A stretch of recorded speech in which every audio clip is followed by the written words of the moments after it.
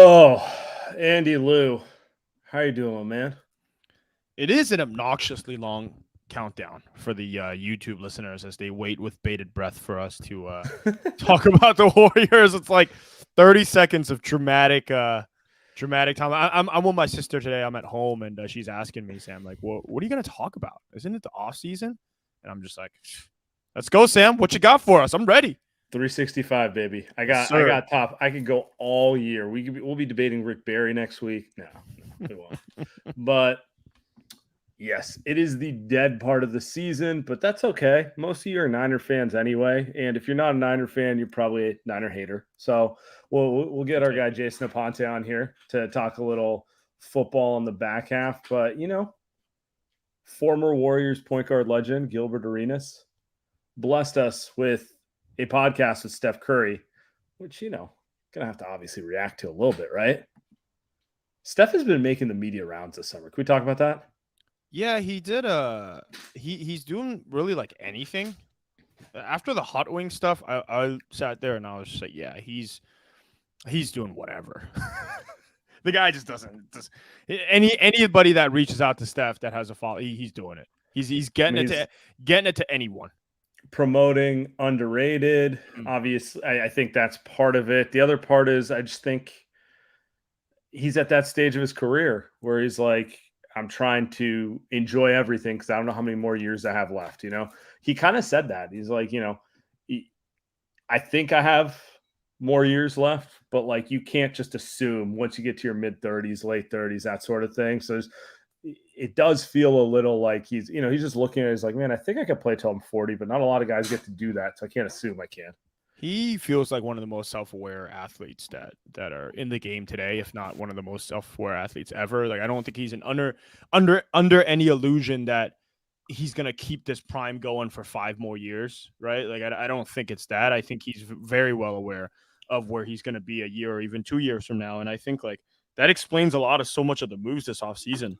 I think it's why he wanted Chris Paul. I think it's why he was kind of telling the Warriors front office, like, hey, make this trade. We're going to go all in. We're going to, even if we tried it and it's like, it's not realistic. So do it, And I think, you and I and a lot of our listeners and fans everywhere have wanted him to say that 2 years ago, but that's what makes Steph who he is, right? Like, he was never going to do that as a first option, but I do think like he's gotten to the point where, the dream scenario does sound like he gets to pull the Tim Duncan, like they draft Kawhi and that guy becomes the next guy and he can kind of fade to a second option and just everything's comfortable. Everyone wants that.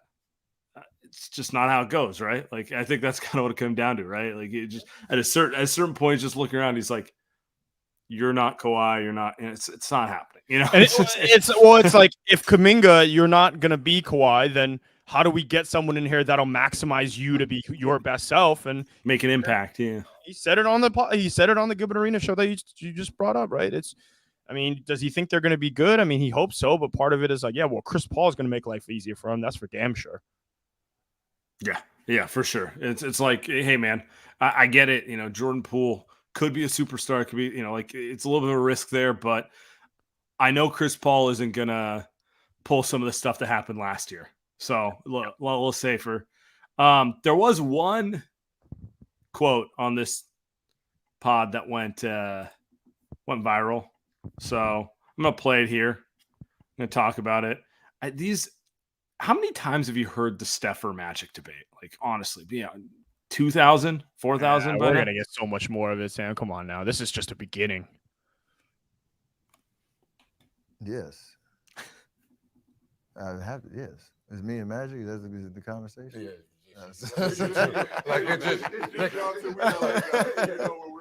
Because as we can look and go through the whole thing, but it's something he wouldn't have done 3 years ago. He wouldn't have said it. He'd have given you a more political answer. He'd just going like, look, man, there's only one other point guard whose resume is anywhere near mine. I know it's the two of us. So like, no point to even lie about it anymore. Well, he would have been wrong 2-3 years ago. Like, he didn't win a championship. He didn't win 4, right? He had 3, and Magic is 5. So it's like, you're right. I think that 4th championship is very much was his. It's a fuck you to everyone. Yeah, the way he celebrated that. I mean, he's right, isn't it? Just Steph and Magic. I only know Magic off history, right? History. But I mean, who? Okay. Yeah, there's like Isaiah Thomas led the Pistons to 2 titles. No, like just do the math. It's not in the same ballpark. And then every other point guard who's on a championship team wasn't the best player. Like, are you gonna say Tony Parker because he has 4 rings too? It's like Tony Parker was never their best player. There's not only 2 teams in modern NBA. 3 teams in the modern NBA had the point guard as their best player. Warriors, Showtime Lakers, and the Isaiah Thomas Pistons. So as far as I'm concerned, no one else even has a seat at the table. Just period, It's that simple. And you know what I think's the funniest is like Magic and Steph throughout their career were dogged for not being point guards. Like Magic's kind of 6'9". People thought he should have played another position, especially early in his career. His most famous memory is he started at center as a rookie when Kareem was injured. Like the best point guard of all time. The biggest memory you have of him is him playing a different position, like kind of funny. And then like we all know what people say about Steph because he doesn't pound the ball into the ground, oh, not a true point guard, that sort of thing, right? So it's like, I think it just speaks great players. Like, yeah, they reinvent the game. They don't just like play it based off of an instructional video. Like everything Steph doesn't make sense to me before his existence. That's always, I think, going to be his crowning argument is that he is basketball the last 10 years, and he will be basketball the next 20 years. That's Steph's thing. I mean, on top of that, he's won the championships. He's done all the stuff that you need to do to be considered an all-timer. But Steph is what hoops is about. Cool thing about Steph and Magic, too, is those guys made basketball super fun. These guys are actually fun to watch, and they are happy all the time. One interesting note from the comments, Jason Forrester asked, like, has Steph played with a player to the caliber that Kareem has? I always find that argument. Yeah, I mean, obviously KD, right? Obviously, I always find those arguments. They never lost, and they would not have ever lost if KD had kept it together and stayed on the Warriors. But I don't know. I find those arguments always interesting. It's like you play with who you play with, man. Like that's just how it goes. KD wanted to go play with Steph, and Magic and Kareem ended up together. Like it's just how it goes. And I think what's interesting is that Magic has 5 titles, Steph has 4. I think both guys are amazing. Is it just obvious then that Steph is the best point guard of all time, best guard of all time when he wins 5? Is that just that obvious? Does that one championship not matter as much? I tend to think like, I don't know. I would like the career of Steph to be over first, but I don't know. I find it. And the other thing that's kind of similar about them, Magic won a title after Kareem retired. So bring it up in the comments. Like, yes, when Magic was a rookie, he had prime Kareem. But they won 1 title when Kareem was old man, and then they won another one without him. And Steph can kind of say the same thing too. I won before KD, I won after KD. It's pretty indisputable. Like those 2 guys made a huge impact. And like, yes, when they play with great players, that helps. And when they don't have all-timers next to them, they can figure ways out to do it too. Yeah. So I'm with you. I don't think it's the most compelling argument, teammate stuff, but they're both just indisputable. I like this comment. This is true. You never win the war against nostalgia. Come on, man. In 30 years, there's going to be a player who's probably better than Steph Curry, and I will never admit it. No shot. I will just no shot. 6'8" dude who's pulling up from behind half court and just does things a little better than him, and I'm going to be like, Steph was pulling up from his own free throw line. You don't know what you're talking about. Yeah, no, he doesn't. Defense they played in his era was so much better. Anyone could score on these dudes. Yeah, I was driving in my car today, and my buddy's like, we're going down memory lane of the car that I grew up driving, the Geo Prism that I had. I don't remember what year it was. It's a bucket. And I'm just sitting there, and I'm like, I kind of miss that car. You look back, and you're like, that car was the worst freaking car in the world, Sam. But you know what? Nostalgia makes me miss that car. It makes me miss the car that could barely get past 45 miles per hour on the freeway. So, you'll never win that battle. You'll never ever win that battle. But I do think, because the thing about even with Kobe, with how great Kobe is, and I think everybody's got Kobe in their top 5. He's just never. Same with Duncan. Same with maybe even LeBron, dude. Like, there's just never gonna be someone that you can just say, yeah, let me tell you about this dude that I grew up watching. He's the reason why these freaking kids now shoot threes from 35 feet with 20 seconds left on the shot clock. He's the reason why. You can hate him or you can love him or you can hate how basketball is being played now, but that's why. I don't know. You can't really say that about LeBron even. What has he changed on the court? No, and to your point, LeBron's argument is he changed stuff off the court. Sure. Debatable for the better, but yeah. Anyway, that's a different conversation. Yeah. It's true. He's all-timer. I'm with you. I don't really want to do this stuff until he retires, per se, but it's August 21st, so we got to talk about something. Hell yeah, dude.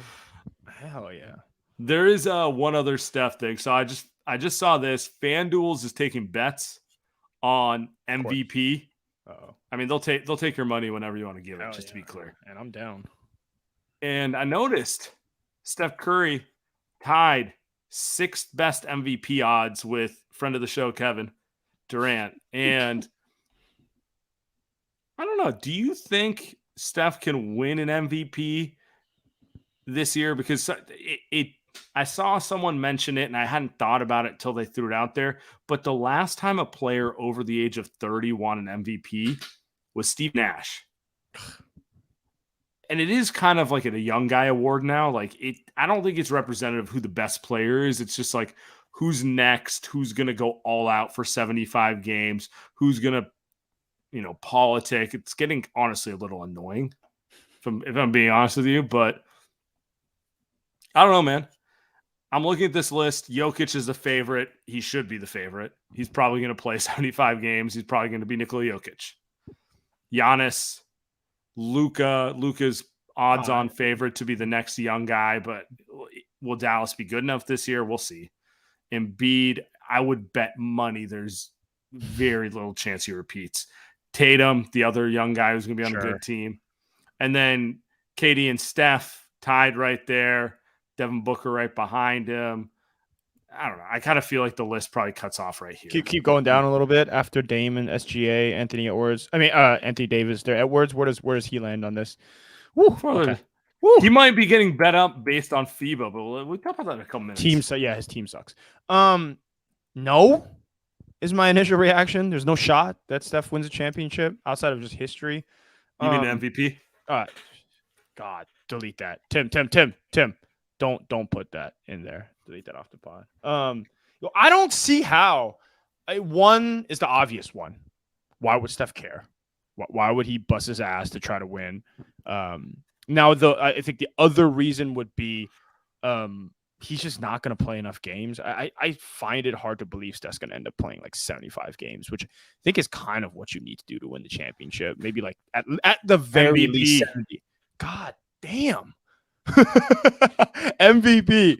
I don't think he gets there. I just don't think he gets there. There's also, I think this team is better off. If the Warriors are going to be a successful team, they're better off with him not having to go and score 35 and with unreal efficiency, kind of what he does on a team when they're not as great, like we saw last season. Right. And that's when he gets like MVP votes. I think the last time he got real true MVP votes was was that 2021, right? Like when he had to carry the team. Yeah. So and he was clearly the best player. It was ugly though, right? Like he won the scoring award but the team was terrible. So I don't see it, Sam. I don't see it. John in the chat saying you need 65 games to qualify. I think he'll play 65. That's probably where he plays. I kind of think you probably need a top 70 games to really get votes. But in theory, he could. I'll paint the picture for you. If everything meshes and they go on to a 65-win 1-seed type of team, then I think there's going to be a lot of people who will want to give it to him. But I think that's highly unlikely. Here's a good question for you. Player awards. So Steph, 6th best MVP odds. Gonna go defensive player of the year. Draymond Green, 7th best defensive player of the year odds, with players like Jaren Jackson, Evan Mobley, Giannis, AD, Bam, Rudy Gobert ahead of him. And then lifelong Warrior favorite, Chris Paul, coming in This is so 8th good. or 9th This on is the so sixth good. man of the year. I love this because it's like, does he know he's competing for that award? We'll find out soon. Which of those 3 do you think is the most likely? Like, which one could potentially happen? Steph MVP, Draymond Defensive Player of the Year, Chris Paul 6th Man of the Year? It's so easy. It's so easy. The answer to the question. It's because there's no shot that Steph and Draymond are gonna win either award. They're past their prime with that stuff, and it doesn't matter to them anymore. It's gotta be Chris. And you know what? And you talked about this before, Sam. Bro, Steve is gonna push it. If Chris Paul decides to come off the bench and he excels, they are gonna run. You remember the Andrew Wiggins campaign? They are gonna run the Chris Paul 6th Man of the Year campaign to the ground. You thought Bob was annoying with the Wiseman stuff? Now ready for the Chris Paul 6th Man of the Year. The point guard! You know, the greatest. It's just, it's going to be special. I kind of agree with you. I think the full Warriors machine, which K-pop star are they going to get to campaign for Chris Paul? I mean, this will be easy. They'll get Blackpink even. I mean, it doesn't even matter. They'll get what needs to happen. We'll hear some nasty stuff too. Like we'll hear about Chris Paul has done a better job of getting guys to take the next step. Like he's gotten more out of Kuminga as a true point guard that Steph couldn't, right? We'll get he's brought more leadership to the team, that they needed because they couldn't control Jordan Poole. We'll hear that, right? He's stabilized their turnovers and stuff. We will just hear the nastiest stuff if he's going to play well as a 6th man. I don't know if I'm mad about it, Sam. I don't know if I'd be mad about it as long as the Warriors are winning. Yeah. I can see the whole thing. Like I already know how it's going. I already know someone's going to get canceled on Twitter the day that they start claiming that, CP's doing more to improve the Warriors than Steph. It's just, how many years in a row of the same type of stuff do we have to have? Anyway. I cannot wait. Anyway, there is one other NBA thing going on. So FIBA World Cup starts Friday? Yeah, Friday the 25th. Starts this weekend. Honestly, I'm a little excited. It'll be a fun tournament. And I've enjoyed these Team USA games. Did you watch the Germany one on Saturday? Yes, I did. It's a good game, right? Yep. I love watching Team USA. I've watched everyone except for the Spain game. I love the brand of basketball FIBA. It's a little grimier. It's a little more physical. It's fun to watch, right? It's more of a team basketball game. I mean, and NBA, we love the NBA. Me and you love the NBA. But golly, I don't need to watch another game where I see one guy dominate the ball for 48 minutes. So I enjoy. Anytime you approach him, it's a foul. Foul. So I enjoy FIBA hoops. I really like it.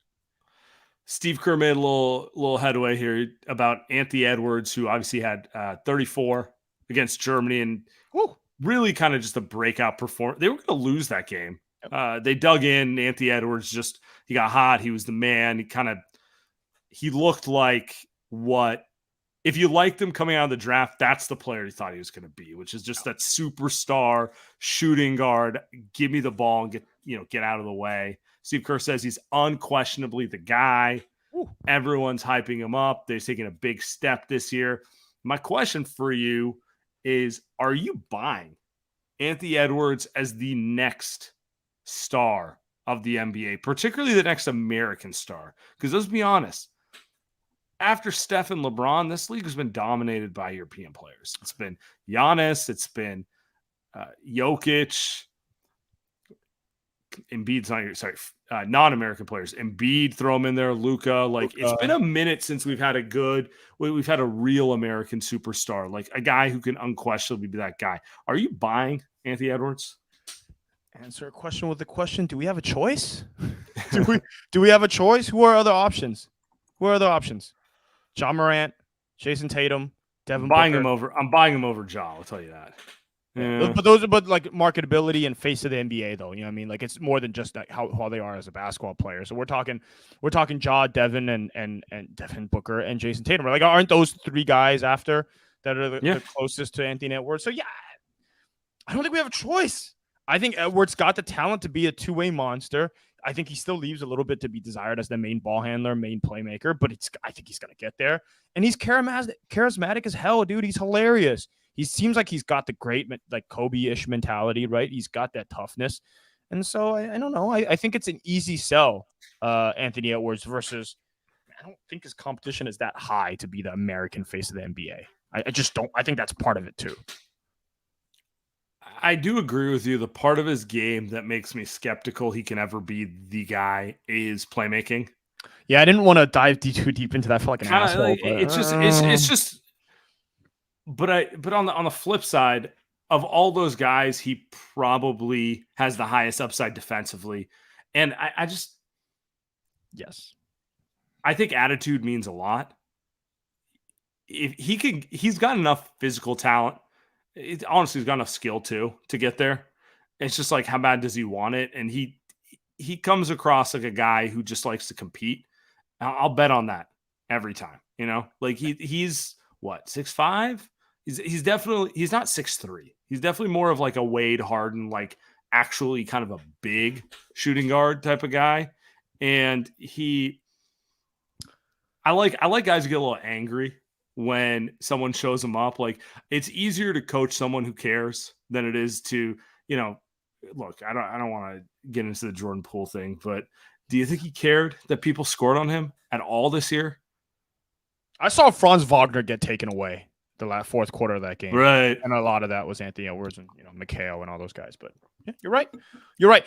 Maybe the only pushback is, LeBron and Steph and KD, those guys are MVPs, like multiple time MVPs, all time greats, top 10 to 15 to 20 players of all time. And I know that Ja is not going to get there. I know that Tatum, I think we know he's not going to get there. Devin Booker, I think we know he's not going to get there. Anthony Edwards, I think we don't know if he's going to get there, but we also don't know if he will. I think maybe that's part of it. He could. Did you know Steph was going to get there when he was Ant Edwards' age? No. Of course not. Ant is 22 years old. Right. At 22, I thought Steph was a stud for the Warriors. Right. Think at no point did I think he was going to change basketball. Like I was just like, they found a player. Maybe he could be a second option on a playoff team. I didn't think he'd be like what he became. It's like go back in time to his rookie year with Nelly. Like I don't know. It's I remember it too vividly. Anyone who says they knew that was coming at that point is just straight up lying to you. I thought he had a chance to be like as good as Steve Nash, which is amazing, but. Turns out he's a lot better than that. Yeah, turns out he's like 5 times the player. But I think we're on the same page with Ant. I wasn't that high on him coming in, but I don't. I like the fact that he tells everyone the story about how Kerr blasted him. To me, that kind of tells me like, oh, I think he's cut from the right competitive cloth, because the story is the draft workout. Kerr's like, you're not even trying, dude. You're not working hard, blah, blah, blah. If you want to play in the NBA, you got to show me more than this. And he got all mad and he immediately started playing harder. And like you say, it's immaturity, but it's about how you respond to that sort of stuff, in my opinion. And that was, I'll bet on the guy who responds to that stuff over the guy who like it gets in their head too. Yeah. I think that's, I guess last thing on this before we get our guy Aponte on is that the rumors about him being kind of lazy at times with basketball were true. Doesn't mean that he didn't go ahead and fix that and now is awesome and is one of the most hardworking players on the team. He talks about it, like you said. Steve Kerr brought it up to his face, and it seems like it's kind of changed his mentality. So, people grow. What was he, like 19 when that happened? So, right, even though if those things were true, I think people change. I hope no one ever judges me off stuff I said at 18 or 19. For sure. Also, one last pro Anthony Edwards comment. He's no longer a clutch guy. He gave everyone his top 5 all time. Someone was missing. It's good list. Ooh. All right. Enough of that. We gotta get to the star of the show. The man who needs no introduction, host of the Sprint Right Option Pod, Bully Ball, and Gold Standard Podcast Network, and of course Niners Nation. Our guy Jason Aponte. How am I the star of the show? And I thought we were doing the sucker free hats. What are we doing, guys? Like, I didn't get the memo. What happened? You know what? I'm gonna get a text from Sheed saying I don't rep hard enough. Shout out to Sheed, man. Thank you for sending the drip, man. I tried my best, man. I love it. By the way, you guys, Warriors World by far the best hats. All day. Hands down. Order them. Hands down. Oh, how excited are you for the Niners season right now? Are you more like another grind, or are you just all hype right now? You know what? I found out this summer that the Niners are the structure that I need to keep my life in order. And I don't know whether that's good or bad, but right now that I actually have football to like grind and like look through and everything as well too, it's kind of kept me in line, and it's put me in a place where I'm out of trouble and I'm enjoying the game that I love so much. So, going into the offseason, there was a lot of discourse that I found was repetitive and really didn't add anything to it. But now that we have actual football, I kind of realized I needed it more than I think I did, which I don't know if is a good or bad thing, guys. Have we reached the point of preseason where you're like, can we just get to the real games yet? Or do we still have a little more? Are you still getting into the practice talk and the let's see, let's discuss Jake Moody's kicking angles and that sort of stuff? Yeah, that's your thing. You had to bring up the kicker thing just because that's going to trigger me. Like, so I understand that. No, honestly, I would have felt that way, but Trey Lance did something really, really good at the end of that last game that really has me in tune with this last preseason game, because I do realize that this is probably going to be his last chance to see him play football, barring injury. So preseason has been good because I just want to see the young man play, and this is the only time that he'll be allowed to play. So normally, if there wasn't such an exciting prospect or someone that was so unknown behind a starting quarterback, I would just say just fast forward to the season. But after what Trey Lance just showed you in this game, how can you not be excited and not want to see the kid play just a little bit more? Me and my friends watched that fourth quarter like it was the freaking Super Bowl. You know what I mean? Like it was embarrassing, but football is crazy, man. And to your point, he's not just behind the starting quarterback, dude. He's behind 2 quarterbacks. He's a third string quarterback. He is going to be, if he's not traded by next week after this game, he's a third string quarterback, right? And it's crazy. So I was watching that on pins and needles, sitting there hungover, sweating because it's like 85 degrees in the Bay Area last weekend. And I'm just like, wow, look at those darts. Look at those darts, man. 18 darts. Cameron Andy, that 85 degrees is hot. And like me being on the East Coast, like 85 is just like normal, right? Like we're like sitting here going through like 96, 97. Like it's like going out of style. But Andy, see, you don't get it too, because Andy's like a born and raised city kid, and if it hits 67, he's like, ooh, hot day. No, seriously. That sort of things. And I know Andy's outside of the city finally. Took what, 30 plus years to move you out, and now he's just it's adding. He's like, oh, 80, what is this? It's too hot for me. No, a little bit to your point about like the whole exciting part of that game, right? And that's the thing is Steve Young talked about it on KMBR, and it was something that I kind of had felt throughout the training camps, where Kyle Shanahan is sick of you putting up training camp numbers. Like, he is sick of it. I mean, there's not many things that Kyle Shanahan likes. This is definitely not amongst them, but unfortunately for the young man, training camp, his preseason, every single rep is important. That's what Steve Young was talking about on KMBR. That it sucks to feel like every single thing that you do, every single rep that you take, you are trying to stake your claim as why you are a capable NFL quarterback. And nobody should feel that, especially somebody who hasn't played as little as Trey Lance. And that's the part where I feel for the young man, because he seems to press early on, and then later on, as he, hold on to your seats, gets reps and gets comfortable, starts to actually get comfortable and look a little bit better. Who would have known that a project quarterback that you drafted to be a project needed reps, and as he gets reps, looks a little bit better? I think that was what was most exciting about watching him play at the end of that game. That is kind of the wildest part. Like, I don't even remember people charting practice stats 2 years ago, maybe 3 years ago, something like that. And then next thing you know, we did when we went to camp. We did, yeah. So maybe we're the problem. Like we started it from the stands. Dude, I have 18 different people giving me different interpretations of what is an incompletion versus sack. I'm just sitting here going, man, it's impossible to get better when people are just like, oh, just had an awful day through this.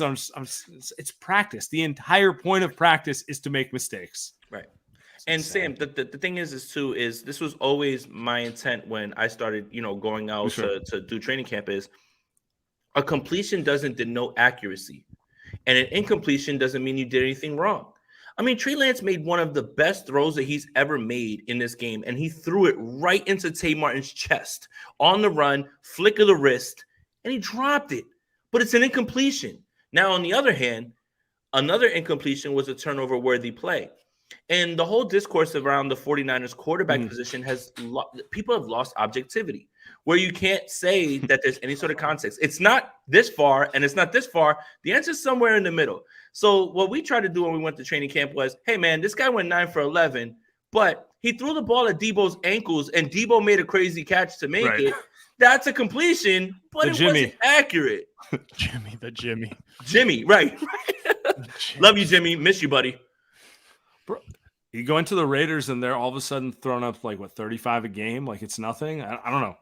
Anyway, that's a different conversation. It might be a Kyle issue, which I'm all in for. Oh, don't start, Andy. Don't start, Andy. I don't want to hear it. Brock looked great, though. Brock looked great. Brock looked good. Brock looked very good. By the way, that brings up a different thing. I wanted to pick your brain on this, Aponte. I feel like there's nothing lazier than people comparing Brock Purdy to Jimmy Garoppolo in general. I'm just saying, it's like, I get it. He's more of a system quarterback, I guess, by default, but it's just like, there's a wide range there. And I'm sitting here, I'm just wondering, like, what are you seeing when you watch Brock these days? Because he's 4 years younger than Jimmy was the first game he played with the Niners, and the offense they ran when he was the quarterback at the end of last year is probably better than anything they've done in Kyle's era. It feels like the laziest comp. It's honestly as annoying as any Trey Lance conversation. I think, Sam, the biggest thing is that a lot of people have equated the 49ers quarterback situation since they've tried to upgrade from Jimmy. It's just, can you give a little bit more than Jimmy? Because they've been on the doorstep with Jimmy. And to a degree, I do believe that while that assessment may be true, we have kind of taken what Jimmy did a bit for granted. And what I mean by that is there is a baseline competency that is needed to operate this offense. Regardless of who the quarterback is, there are going to be wide receivers running, but wide open, naked by themselves, regardless, right? And it's up to the quarterback to hit those things. But when everyone says, I need just a little bit more than Jimmy, well, when you go through the quarterback elite rankings, right, because there's only 4 or 5 dudes, and then everybody else kind of just piles in where they get it, right? 1 week you could say Dak is 7. 1 week you could say Kirk is 10. 1 week, all of those guys can switch. But when it comes to Brock Purdy, when you say that he's an instrument of the offense and operates the offense, it's taken somehow as an insult. But realistically, what Kyle Shanahan wants is exactly that. He wants you to see it how he sees it. He wants you to look at the offense and hit the throws as he sees it. Maybe there was, and I do have a bit of a theory, and, this perhaps can be, waved off as a conspiracy theory.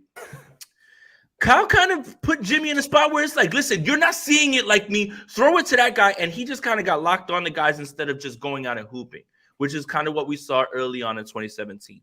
Love Kyle. Love him. You've won a ton of games with him. Love him. But he's rigid. He wants you to see it how he sees it. And if you don't, you're in a doghouse. So there is a little bit to that. But I do think that while we were all eager to see quarterback play that exceeded Jimmy Garoppolo, we kind of lost sight of the fact that Jimmy Garoppolo gave you some good baseline. And I think that that's a lot harder than you think it is because there's plenty of teams looking for that baseline. So was Matt Ryan? I mean, that was like the perfect. Matt he Ryan's saw perfect. everything that Kyle saw, and he had the arm to let it rip. Doesn't hurt to have Julio Jones, but Matt Ryan is far better than people give him credit for. Right. Matt Ryan is far better than people give him credit for. Sure, that MVP has a lot to do with Kyle Shanahan scheming it up, and that was a perfect storm of weapons and quarterback. And remember, Matt Ryan spoke how hard it was to pick things up in the first year, second year, boom, MVP. But I do think a lot of people sleep on Matt Ryan as a quarterback in the way that he was because he's a lot better than people give him credit for. Number one pick, and I mean the guy was good. That was great at times. I think I think we have this conversation and we'll see what Brock does because Jimmy, like you said, was doing some crazy stuff before they signed him to that max extension. Then he tears his ACL the next year, and we kind of don't ever see him do the crazy stuff again. We saw Brock do the crazy stuff last season. Like he was rolling in and out of the pocket, throwing some crazy passes sometimes, going to his left, going to his right. He's got no arms, so he's floating some of these sometimes. Should probably be intercepted. I wonder if he gets if some of that gets curtailed. But I mean, I don't know. I just saw him play the first possession. He's doing crazy shit again, kind of. Like he sticks his foot in the ground. He's running into a guy, which is exactly how Jimmy G gets hurt. So I'm just like, I don't know, maybe Brock's too crazy. Maybe he's just. I kind of love it. Well, that's the thing with Kyle, right? It's funny because if you go back to actually the Raiders game, Brock breaks from a clean pocket in which Juwan Jennings is wide open, turns down the throw. All he had to do was let it rip early, and Juwan's in for an easy touchdown. And that's how Kyle saw it. He bails to his left and throws a jump ball to Kittle in the back of the end zone, and Kittle comes down with a touchdown. Now, touchdown sounds good. But not Kyle Shanahan. He comes over and he's like, "What are you doing? Why would you do that?" Kyle is so much in the camp that I am of process instead of results.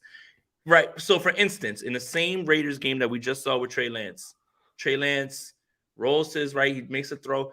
It ends up as a touchdown. It's poor process, but your result is fine, which is kind of back to Sam's point about completions and how it looks and what you're going by with numbers. Like there's stats should be one piece of the puzzle to evaluate a player. At the end of the day, you still have to watch the tape. If I can quote the great Rich Madrid, you still have to watch the tape and you still have to watch the games like at the same time. I think it's actually a good point by John in the chat. He's going, it shouldn't be taken as extreme, but Brady was the instrument in the offense. I feel like that's the high end of literally just process and always making the correct decision. And every coach and every offensive mind is going to be in hunt of Tom Brady for the rest of eternity. But that's also why he has 7 rings. He's one of the greatest of all time. 100%, right? In the beginning, I think a lot of people think that he was just ripping it to Randy Moss or like how it is. Yeah. Like you kind of forget how they won those games. They played defense. He held the ball. He was a game manager. He was very much that guy, right? Like, and I think that's very important. Now, I think the part that we get carried away with is using Tom Brady as this example for Brock Purdy as if Tom Brady is not the exception. Yeah, like it's just like, well, he did it and he's going to do it. There's got to be some way to temper your expectations. That's like every kid thinking if they hit a couple threes, it could be Steph Curry. It's probably not going to happen 100%. For you, but keep trying. By the way, I'm sorry, Andy. By the way, I love what you guys were talking about when you were talking about people talking about players from their era. About being like, like, oh, I watched them. What do you know, right? Because I get a ton of that with Derek Jeter, right? I love Derek Jeter, right? Like you see him like right here, like on my like. I love Derek Jeter. Derek Jeter is my favorite player, but I would never go out of my way to tell anybody that because you like Francisco Lindor, oh well, he was no Jeter. Like you understand, like people have a hard time separating their favorite from what's actually going on, and I think that's a lot of what clouds the Steph and Magic discussion. Beauty of sports. I'm going to take what you guys talked about with the Pats and the defense and early age and all that stuff. I would push back and say maybe the Niners missed their chance of winning a championship with an elite defense because I'm watching the Niners defense's preseason. We had Vish Kumar on last week, and he talked about the Niners having a top 5 defense, and not many teams have a top 5 defense for more than 5 years in a row. And I think the Niners are going to be, year 5 now, 6. Defense doesn't look great. It don't look great. Nick Bosa's not showing up. Don't know when he's going to show up. And quarterback's kind of stuck. You're not linebackers really. Yeah. I haven't talked to you about this, Andy. Are you really worried that Bosa's not going to resign? Right. Are you? He's not here though. He's not here. I mean, We got to figure out about something, right? Defense stinks without Bosa, man. That guy is the best player in the league, best defensive player in the league. They are not good without him. I don't care about Fred Warner. I don't care about who, you know what I mean. Any of these guys, they don't got Nick Bosa. And let's say he does come back a week from now. I mean, he still has to be ready to play football. It's not like you could just walk in. I don't know. I'm just saying. I'm used to this defense being great all the time. They're like a top 3 defense, and I don't know. Maybe they're not. Andy, I think the thing that you should be concerned about if Nick Bosa does return is less about like rust, but it's like the soft tissue injuries. And that's the thing, right? Like it's like ramping up as fast. I know Nick Bosa is in incredible shape, man. The man's an Adonis. Like I know that's fine, but football shape and playing, like I understand that. I do want to push back a little bit on the fact that the 49ers have to be a number 1 defense. And I still think they're a top 5 defense, and they could be 5. The difference is if Trey Lance was starting, they've got to be number 1. They've got to be number 1. They've got to be able to choke off almost every single drive. Now, Brock Purdy's there. You can slip to 5. You have Christian McCaffrey. You can still score points, and you can put up points in bunches. So there is a little bit of difference. The 49ers can take a step back, and I think that's very fair to talk about because – regression happens. It's the NFL. Guys get injured. You never know who's going to get injured on this team, right? Like there's still a little bit going to that. And also, we still haven't really touched on the point that Steve Wilks is kind of a brand new DC, right? DeMeco Ryans, for all the 49er fans that wanted to fire him every first half, was incredible with all his second half adjustments. And he was great. That's why he landed a job with the Texans. But I think the good thing about this 49ers team is McCaffrey, Debo, Ayuk, Kittle. You can lose a little bit on the defensive side, fall to 5, and still be incredible and still be able to win a ton of games. And I think that's a testament to this roster. They're going to average like 30 points a game on offense. I think so too. Dude, they're so stacked. Yeah, bro. Let's end on this one. All right, we talked quarterback, which is first, second, and third topic for everyone. And we talked defense with no Bosa. What is the storyline around the Niners that no one is talking about right now? I don't think anybody's not talking about it. I think it's become a point of contention now. It's nickel cornerback. And I think a lot of the thing that when we talked about the secondary, I talked about offseason that I was very worried about. Hey, look, Charvarius Ward's a stud. Diamandola Noor at the end of the year actually looked very good. But what happens if one of those guys get injured? And, Mooney moved a little bit into, being injured. Then you kind of see Ambry Thomas pop out against the Raiders. And you start to say, well, what if you're a little bit deeper than you think? The 49ers bring in Isaiah Oliver, the quote-unquote best available nickel corner that was out there. The man is not tackling cones or or dummies or anything like that right now at this point, which is a big concern. But Ambry Thomas, if he can solidify the outside cornerback spot and look a little bit like the guy that we saw at the end of 2021, and you can kick Diamandola Noor inside, your depth has completely changed. And now you can start to have the discussion about, does the coverage cause the sack, or was the sack because like saving the coverage? Like there's always a discussion. Do you go for secondary to cause sacks, or do you just go for pass rush to cover the back end? But for something that really felt like kind of a question mark, if Ambry Thomas can get out there and hoop, now you're really looking at a secondary behind, with Gibson and Hufanga, and I love Jair Brown. Now, like, you're really looking at a team that, like, is loaded on the back end and will be able to create pressure because of Chris Kosaric and the way that this rotation works and everything. And, you need Nick Bosa back. But I think secondary and nickel cornerback is something that I think was something that was a foregone conclusion when you bring on Isaiah Oliver. But now it seems a little bit more open. And if you can move Diamandola Noor inside, I don't know if there's many slot cornerbacks better than really. Demo. Yes, I don't know if there's many slot corners better than Demo because of how well he's done outside. And remember, let's not forget, he snatched that job away from Samuel Womack. After Samuel Womack didn't really do anything poor. Like, it's not like Samuel Womack lost that job because he was getting burned. It was more about Demo pushed him. So if you move Demo inside, you've really got an advantage now, and he's not afraid to get his helmet dirty and play run defense because you have to be an extra linebacker essentially. I think the secondary is shaping up a little bit more than we thought it would, and I feel a lot better about it. I'm sold. I don't know anything about DBs. I'm not a football guy. I don't know anything about that stuff. Did you want me to yell about the kicker? Because I can do that for a few more minutes if you want to. By the way, I just did my fantasy draft. I got Jake Yep. Moody just because of Jake you. Moody. Did you really? It was an auction draft. How much you pay $1 for Jake Moody? That's disgusting. It was not, just to be clear. Look, my. any 49er fan that's listening to this, I'm a big comic book fan. You see the Spider-Man stuff. For the audio listeners, you can't see it yet. Okay, I'm a big believer in multiverses. So in my multiverse that I choose to live in, Ronnie Bell was taken at 99. And Jake Moody was taken at the end of the 7th round. So I don't feel so bad about him missing kicks at this point. If you want to live in this multiverse with me and it makes you feel better about Moody, please come on over. We have cookies. You guys can come on over. And could have taken an O lineman. It could have taken. You could have taken any football player. You could have taken Blake Freeland, DeJuan Jones. You could have taken any actual football player that would actually play downs and contribute to your team for years and years. The pick at Moody was a little bit arrogant, and it was a little bit taking like, well, we don't need anything. Let's just Kyle, baby. That's Kyle, baby. By the way, before we get out of here, the Spider-Verse, I watched it over the weekend. One of the best animated. It's just so stupidly good. Stupidly good. Incredible. Andy, that movie is so good. I saw the movie in the theaters. I watched it again with my daughter. And they changed things from it. There's multiple versions of that movie, like multiverse. There's multiple versions of that movie. You could watch it on one medium and get one thing from one part, and it's completely changed on another medium. Absolutely genius storytelling, and it's easily the best thing that's ever been committed to any sort of Spider-Man film, live action, animated, anything like that. Wow. I agree.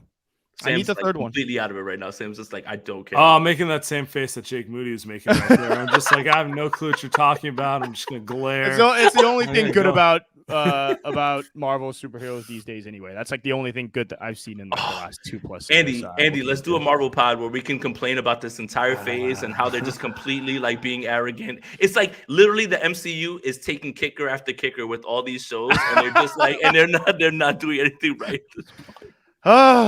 That's about where I'm at with these guys. So at least I'm excited about the Niners defense now. You've got me pumped up. So there's that. I'm leaving. Yeah, no, the secondary feels a lot better. I promise you. The secondary feels a lot better, and the secondary should feel better with someone like Steve Wilkes, who is a career DB coach and somebody who can coach up DB. So it's good. It's very good. All right, Aponte, appreciate you, my man. Anything you want to plug that I didn't plug on? No, thank you guys, man. I'm just disappointed you guys didn't wear the sucker free hats. I thought that was the bit. That's why I brought it on. But like I wasn't gonna take it off after my hair is looking crazy. But Sprint Right Option podcast with Andrew Pasquini, Bully Ball podcast with Steph on Steph Sanchez, who I love, on Gold Standard Podcast Network. And yeah, Niners Nation. I write every single day on there. You guys can check me out all of there. And for memes and a little bit of shit posting, follow me on X or Twitter or whatever the hell it's called at this point. Jason Aponte 2103. Hell yeah. Appreciate you, my man. Getting out here on that.